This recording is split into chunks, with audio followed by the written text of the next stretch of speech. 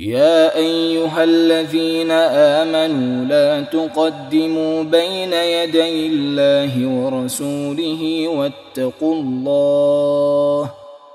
إن الله سميع عليم.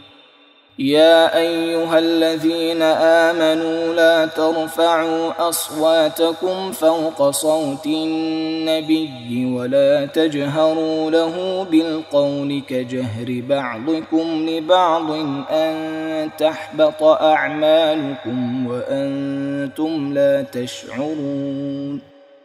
إن الذين يغضون أصواتهم عند رسول الله أولئك الذين امتحن الله قلوبهم للتقوى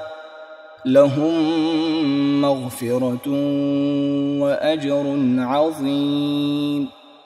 إن الذين ينادونك من وراء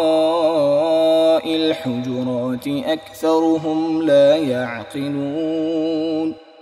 ولو أنهم صبروا حتى تخرج إليهم لكان خيرا لهم والله غفور رحيم. يا أيها الذين آمنوا إن جاءكم فاسق بنبأ فتبينوا أن تصيبوا قوما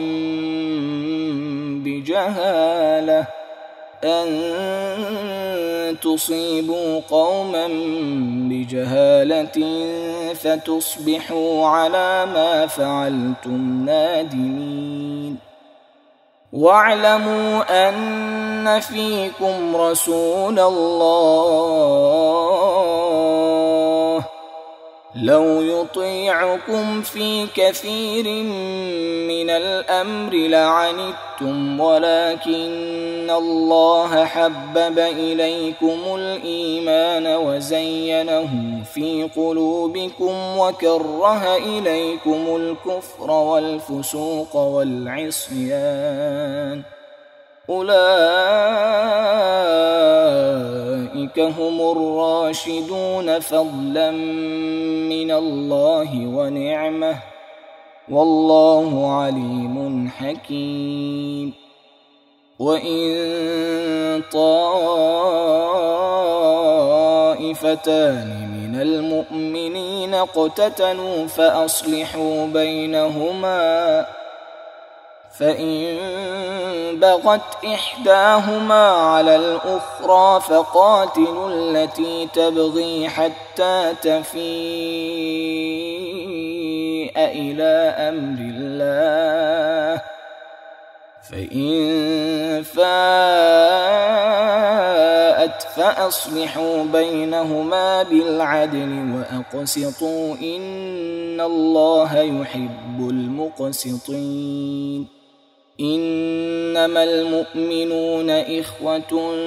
فأصلحوا بين أخويكم واتقوا الله لعلكم ترحمون. يا أيها الذين آمنوا لا يسخر قوم من قوم عسى أن يكونوا خيرا منهم ولا نساء من نساء عسى أن يكن خيرا منهن ولا تلمزوا أنفسكم ولا تنابزوا بالألقاب بئس الاسم الفسوق بعد الإيمان ومن لم يتب فأولئك هم الظالمون.